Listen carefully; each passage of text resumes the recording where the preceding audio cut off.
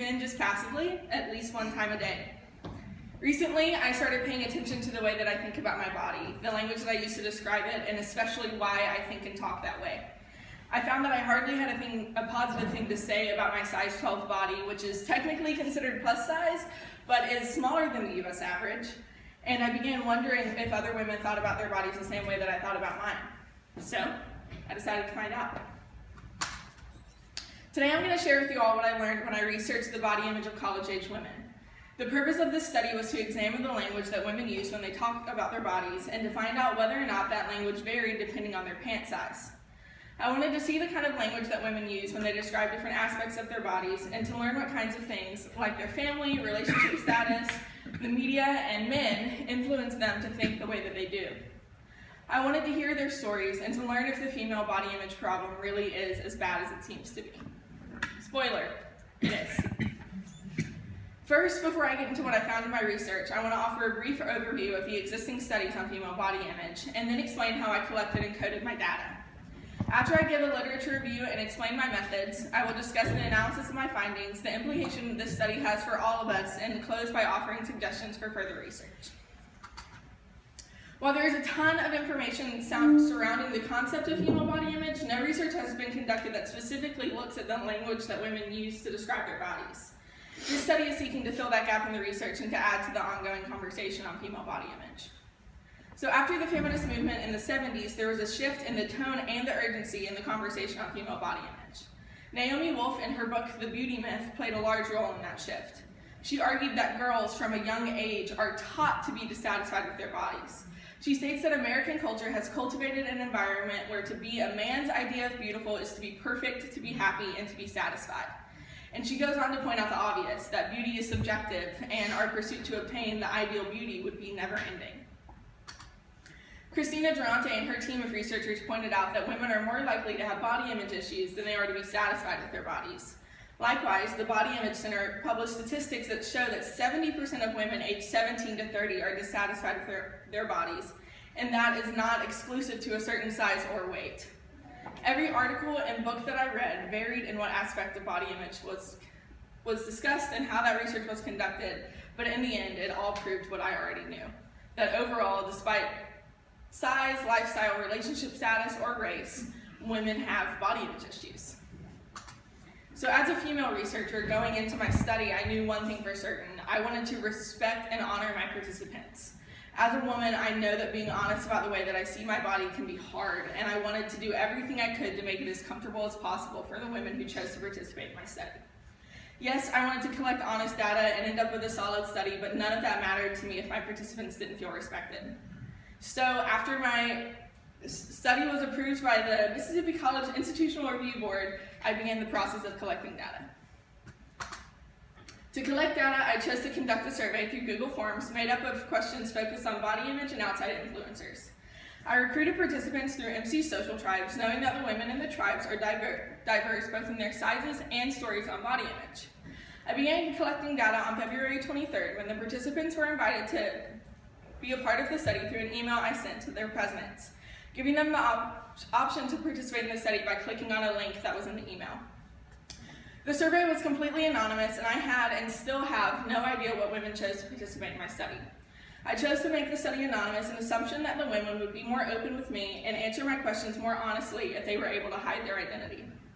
The only concrete information I asked for was their US pant size, as it would provide me with reference later in my analysis. I chose pant size rather than weight because I believe that there are certain stigmas attached to different pant sizes, and I wanted to see if that would show up in the data. Here's a screenshot of a portion of my survey to give you an idea of what the participants saw. Some examples of the questions I asked in the survey can be seen on the screen, and they read, what do you think about your body when you look in the mirror? What words come to mind? How do you feel?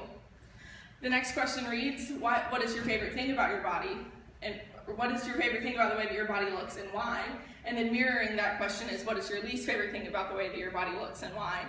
And then the last question on the screen says, would you say that you're proud of the way that your body looks? Why or why not? In total, there were 24 questions, most of which were short answer, but some of which asked just for yes or no responses. So by March 1st, I collected all of the data needed for my survey. 65 women chose to participate in my study. However, only 42 of those women completed surveys that included their pant size and complete answers to the questions. After printing off all of the completed surveys, I began my coding process. In my coding, I was primarily focused on the type of language that the women used. In the first 2 rounds of coding, I removed the participants' pant sizes from the data in order to remove any bias on my part towards women of different sizes.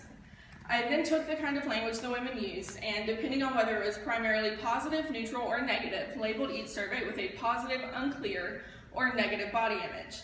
In my last round of coding, I uncovered the participants' pant sizes in order for me to learn if the language varied depending on the participants' pant size.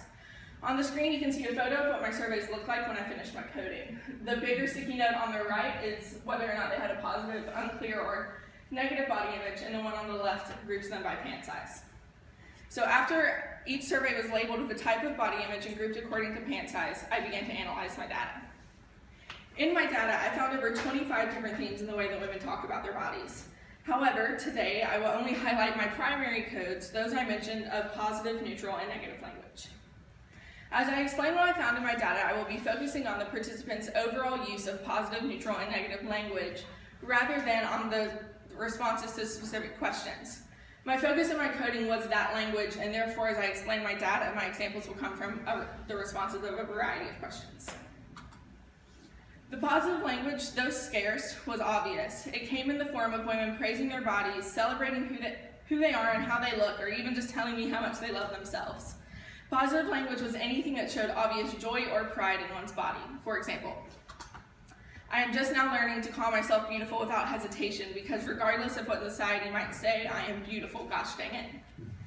Another said, I think my body alone, without my personality, is reasonably attractive. Another said, hell yeah, I love my body. And last but not least, a woman, in reference to her boobs, said, they're just awesome, they're the perfect accessory. So language was considered neutral if it was found to be laced with apathy or ambiguity. This language was commonly found when the women were trying to hide how they felt about their bodies and was typically used by women who had a negative body image. Some examples of negative language include one participant saying, I usually don't have super negative thoughts, or I feel pretty normal. Another said in response to the question, would you call yourself beautiful? She said, yes, I have a working body. And finally, I found an abundance of negative language within the survey responses.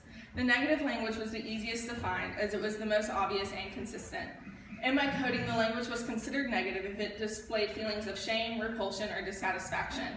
And to give you an idea of what the negative language looked like, here are some examples. Singleness for me is strictly because of my size, I believe. No man wants to marry a fat girl. Another participant said, I don't like the way my legs jiggle when I walk. I feel like everyone is looking at me. Another said, in response to my first question, what do you think about your body when you look in the mirror? What words come to mind? How do you feel? She said, squash, butter, cottage cheese. Honestly, I feel repulsed. Some more examples include one participant saying, I think my appearance stirs up negative thoughts in others' minds. Another participant described herself as fat and unattractive. And then in response to what is your least favorite thing about the way that your body looks, one participant said, thighs, cellulite, it's gross. Now that you know what kind of responses I received in the survey, you can understand what I was using to label the different types of body image. On the screen, you can see a contrast of 2 surveys, one with a positive body image, which is on the right, and one with a negative body image on the left. I used a red pen to mark negative language and a blue pen to mark positive. I took the language the women used to determine whether or not they had a positive, unclear, or negative body image. And if a woman had mostly negative language, she was labeled to have a positive body image. No, if she was, reverse that. Positive language, she had a positive body image. If most of her language was neutral or ambiguous, she was thought to have an unclear body image. And naturally, if she used mostly negative language, she was labeled to have a negative body image. It quickly became obvious to me that more of my participants have a negative body image than not. As you can see, over 3/4 of the participants have a negative body image, and only 6 of them used language that showed me that they had a positive body image. The trend of negative body image went throughout all pant sizes, so it is important for me to explain the variations I found in the data. The negative language is used by almost all of the participants, even those who overall were found to have a positive body image. There wasn't a single survey that didn't contain some sort of degrading, shameful comment on the part of the participant's body. Overall, there were 6 women who displayed characteristics of a positive body image, and all of them but one wore sizes 0 to 6. Every participant, aside from 2 who wore a size 8 and up, had a negative body image. The outliers in the data was one participant who wore a size 12 and who shared that, though she used to hate her body, has now come to a place of being able to love it and therefore has a positive body image. The other was a woman whose body image was unclear due to the ambiguous and apathetic language she used. However, though most of the participants with a positive body image wear smaller pant sizes, it cannot be ignored that the negative language was used by women of all sizes. No matter if a woman wore a size 2 or a size 20, it was more common for her to dislike her body than it was for her not to. Almost all of the participants told me that they have called themselves fat, and more than half of them told me that they had been called fat by someone else. So I expected the results of my survey to be heavy, but I didn't expect to cry while I read them. My findings were made up of 36 stories of shame, of 36 women using words like gross, repulsive, and too big to describe themselves. I found that when asked, more than half of my participants told me that they wouldn't call themselves beautiful. An overwhelming number of women said that because no man has ever wanted them, they believe that something is wrong with them. I read the results and I cried, and I said, "Me too," more times than I can count. And after all of this, I strongly believe that the stories in my data are important. Though each woman's story is unique, the themes of the stories found in my data are the themes of the stories that all women can tell. The results of my data say a lot about female body image, but at the core they show us that our culture has a problem. And this problem does not just affect women, and it does not just affect those of us on the research side of this conversation.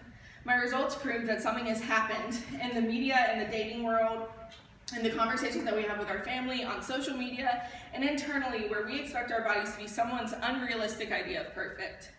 Women of all sizes are dissatisfied with their bodies, and that doesn't make sense. And here's the thing, I believe that women, that we can shift the way that we think and talk to ourselves, and then change the way that we think about our bodies. I think that no matter our size, shape, cellulite, stretch marks, or hip size, we can love our bodies just the way they are. And I want the results of this study to implore us to think about the way that we think and talk about our bodies. I want us, whether male or female, to consider the way that we talk about women's bodies and to consider what we expect women to look like, and if necessary, to shift that perspective. I want to be a part in the shift in the conversation on body image, and I want to invite you to be a part of that shift too. In conclusion, I think that there is a never-ending list to how this topic could be further studied. There we go. For example, some study ideas could be the effects of social media on body dissatisfaction, the relationship between topics such as family relationships, relationship status, media consumption, and other influencers on body image, and then what people consider fat and also what people consider beautiful. And honestly, this study has changed my life. It has changed the way that I think about myself, the way that I talk about my body, and the way that I see other women. And I hope at the least that today has taught you something about the way that women talk about their bodies and shown you that there is indeed a problem here. What I was able to share with you today is only the beginning of my findings, and if you have any questions or would like to talk more about what I found in my results, you are more than welcome to ask. Thank you for your attention.